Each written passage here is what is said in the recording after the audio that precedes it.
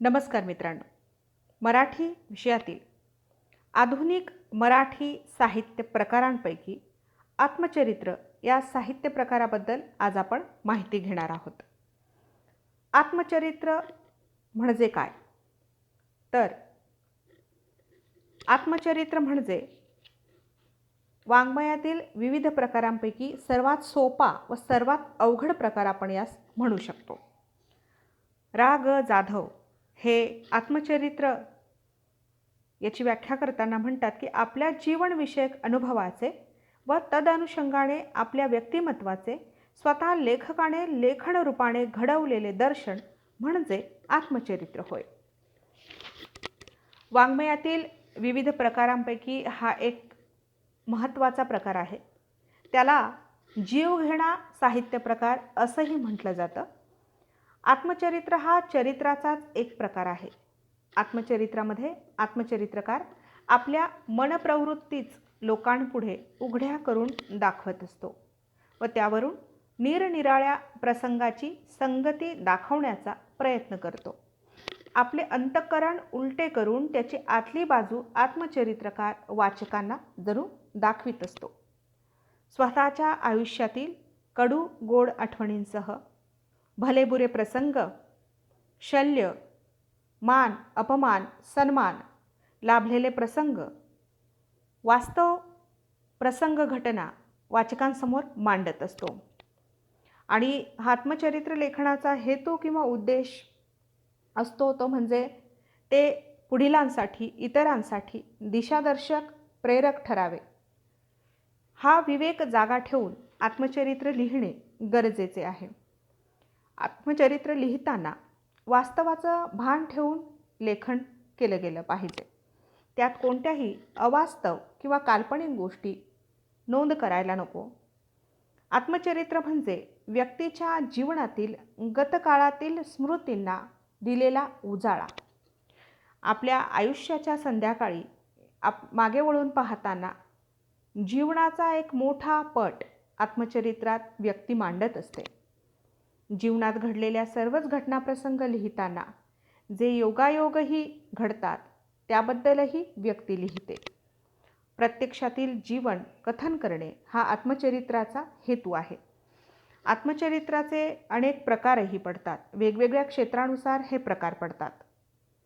आत्मचरित्रामध्ये जो मी असतो म्हणजे स्वतः लेखक असतो तो नायक असतो आणि या नायकाच्या मनाचं प्रतिबिंब प्रतिमा या हुबेहूब या आत्मचरित्र साहित्य प्रकारात पडत असते. आत्मचरित्रामध्ये काय नसते तर आत्मचरित्रात मानवी संघर्ष असतात. विविध मानवी प्रवृत्तींचा सामना करावा लागलेला असतो त्याबाबतचे वर्णन असते. नाट्य असते, काव्य असते, विनोद, आयुष्यात घडलेले काही विनोद, काही भावनिक प्रसंग, काही आयुष्याला वळण देणाऱ्या घटना, चित्ताकर्षक घटना देखील आत्मचरित्रामध्ये असतात. व्यक्तीच्या जीवनातील सर्वच ताणेबाणे यामध्ये उलगडले जातात. आत्मचरित्राची जी निवेदन पद्धती असते ती प्रथम पुरुषी निवेदन पद्धती असते. आणि आत्मचरित्रामुळे होते काय तर आत्मचरित्रामुळे समकालीन समाज वास्तवाचे चित्रण केले जाते. हे खूप महत्त्वाचं आहे. व्यक्तीच्या आयुष्याची वाटचाल, स्थितीगती, सुखदुःख, आशा आकांक्षा, विकास विस्तार, भावसत्य, कृती, त्याचे कर्म, यश अपयश, धडपडणं, सावरणं, उभं राहणं हे सगळं त्यात येतंच. पण या सर्वांच्या केंद्रस्थानी मी असतो. मी म्हणजे जो स्वतः आत्मचरित्रकार असतो तो स्वतःला केंद्रस्थानी ठेवून त्रयस्थ होऊन हे सगळा आलेख आढावा मांडत असतो. इंग्रजीत यास ऑटोबायोग्राफी असे म्हणतात. आत्मचरित्र व आत्मकथन या दोनही साहित्य प्रकारात साम्य दिसून येते. आत्मचरित्र लिहिताना काही गोष्टी आवश्यक आहेत किंवा उपयोगी पडतात.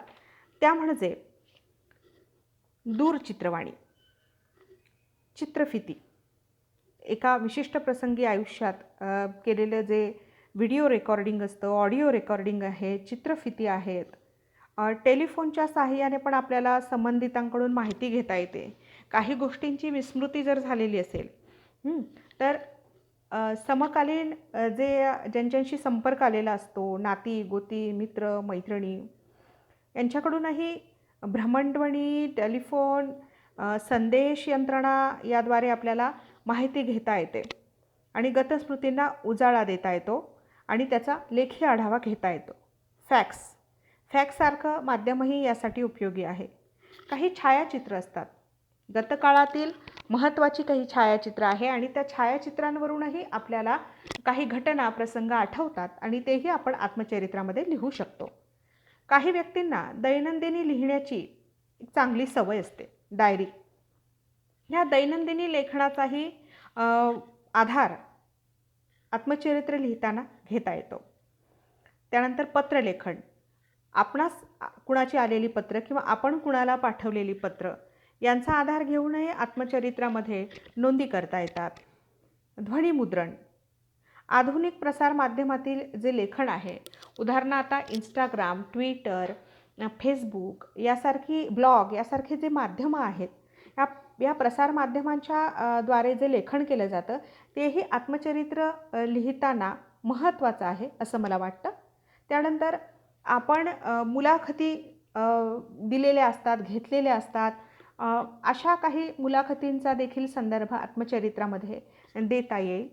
व्यक्ती कोण आहे, कोणत्या क्षेत्रातली आहे, कोणतं पद आहे आणि त्यानुसार विविध ठिकाणी तिच्या मुलाखती छापून आल्या असतील किंवा वेगवेगळ्या वाहिन्यांवर, नभोवाणीवर मुलाखती घेतलेल्या असतील तर त्याच्याही नोंदी आत्मचरित्र लिहिताना उपयुक्त ठरतात. आत्मचरित्रकाराने कोणत्या बाबी टाळल्या पाहिजे हेही खूप महत्त्वाचं आहे. त्यांनी आयुष्यात आलेल्या प्रसंगांमध्ये कडवटची द्वेषभावना, तिरस्कार वगैरे असतो ती टाळली पाहिजे. त्यानंतर अतिरंजितता आणि कल्पनारम्यता जी आहे किंवा कल्पनाविलास जो आहे तो आत्मचरित्रात नसावा. अतिशयोक्ती नसावी. जे आहे, जसं आहे तसं लिहिलं गेलं पाहिजे. याला प्रांजल अशी भूमिका असली पाहिजे. अति भडकपणा नको. त्यानंतर घटनांचा विपर्यास करायला नको. असत्य, अवास्तव गोष्टी लिहिणं चुकीचं आहे. आत्मप्रौढी, आत्मगौरव आणि आत्मस्तुतीचा मोह माणसाला पडता कामा नये. नाहीतर मग काय होईल, तो आत्मगौरवपर ग्रंथ होईल, तो आत्मचरित्र होऊ शकत नाही. तर व्यक्तींनी त्रयस्थ म्हणून आपल्या आयुष्याकडे वळून पाहिलं पाहिजे आणि ह्या काही बाबी आहेत, नकोसे काही प्रसंग असतात, ते आठवल्यानंतर अधिक त्रास होऊ लागतो, लिहिताना अधिक त्रास होऊ लागतो. तर कमीत कमी शब्दामध्ये आणि संयंतपणे समतोल साधत या गोष्टी लिहिल्या गेल्या पाहिजे. आत्मचरित्र लेखनातील संभाव्य दोष. पहिला आहे स्मरणशक्तीची समस्या. सामान्य माणूस बालपण विसरत असला तरी प्रतिभावंत साहित्यिकाला तीव्र स्मरणशक्ती लाभलेली असते. त्यामुळे त्याच्या आत्मचरित्रात बालपणाच्या आठवणी दिसून येतात. अनावश्यक घटनांचा समावेश. सर्वच आठवणींचा परामर्श आत्मचरित्रकाराने आपल्या आत्मचरित्रात घेणे आवश्यक नसते. उलट निवडक कलात्मक आठवणींमुळे आत्मचरित्राला रेखीवपणा लाभतो. जीवनाचे वास्तव कळण्यास यामुळे पुरेशी मदत होते. तिसरा मुद्दा आहे कृत्रिमता.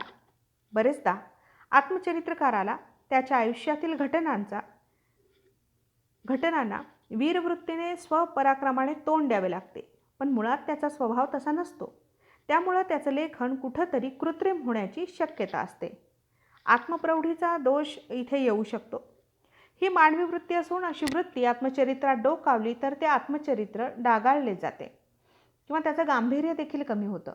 पण हा दोष आत्मचरित्राचा नसून ते व्यक्तीच्या लेखनाचा आहे असे वाटते. लेखनातील मर्यादा हे मानवी सुसंस्कृतपणाचेच लक्षण आहे. प्रसंगी माणूस स्वतःतील दोष उघडपणे सांगू शकतो, पण परिचयातील लोकांचे व्यंग सांगण्याचा, लिहिण्याचा अधिकारही त्याला नसतो. आत्मचरित्रकाराच्या दुबळेपणामुळे किंवा अतिशय संकुचित वृत्तीमुळे योजकतेने आत्मचरित्र लिहिण्यात तो कुठेतरी कमी पडण्याची शक्यता असते. कारण इतरांबाबत खूपच त्याला परखडपणे लिहायचं असतं, परंतु काही बाबतीत त्याला मर्यादा पडू शकतात किंवा ते आत्मचरित्र प्रकाशित झाल्यानंतर वादाला तोंड फुटू शकते. याही पुढील गोष्टींचाही विचार करून लेखकाला काही लेखन मर्यादा पडत असतात, तो स्वतःला घालून घेत असतो. त्यानंतर आहे आत्मनिष्ठेला महत्त्व. बरेचदा अशा लेखनात आत्मनिष्ठेला अवास्तव महत्त्व दिले गेलेले दिसून येते. पण तीच आत्मनिष्ठा जर सुजाण, शहाणी, सर्वांगलक्षी असेल तर अशा व्यक्तीचे आत्मचरित्र मौलिक साहित्य म्हणून ओळखले जाते. आत्मचरित्रात जेव्हा प्रांजळ, प्रामाणिक, निष्कपट, निरपेक्ष या गुणांच्या बरोबरीने आत्मनिष्ठा आढळली तर ते आत्मचरित्र भूषणावह ठरते, चिरस्मरणीय आणि महत्त्वपूर्ण असे ठरते. कालिक परिणाम हा पुढचा मुद्दा आहे. आत्मचरित्र लेखनावर कालिक परिणामही होऊ शकतात. ते अनुकूल अथवा प्रतिकूलही असू शकतात. असे असताना स्वतःची माहिती आहे, मग वेगळा अभ्यास कशाला हवा, असेही लेखकाला वाटू शकते. पुढचा संभाव्य दोष आहे आत्मरंगी रंगण्याचा दोष. काही लोक खूप आत्मकेंद्रित असतात, त्यांना आत्मस्तुती प्रचंड आवडते. आहोत त्यापेक्षा स्वतःला चांगले आणि मोठे रूप देण्याचा आणि तसे रंगवण्याचा प्रयत्न काही लोक करतात, परंतु हा एक दोष असू शकतो आत्मचरित्राचा. आत्मचरित्रकार आपल्या जीवनात कसा संघर्ष केला हे सांगतो. यातून नाट्य कसे निर्माण झाले, ते प्रसंग अविस्मरणीय कसे ठरले, यातच लेखक रमतो आणि आत्मरंगी रंगण्यामुळे एकांगीपणा या लेखनाला येत जातो. शेवटचा असा संभाव्य दोष आहे पुनरावृत्ती. एक मौलिक साहित्यकृती निर्माण केल्याचे समाधान लेखकाला होतेच, परंतु वाचकालाही निखळ असा वाचल्याचा आनंद होत असतो. धन्यवाद.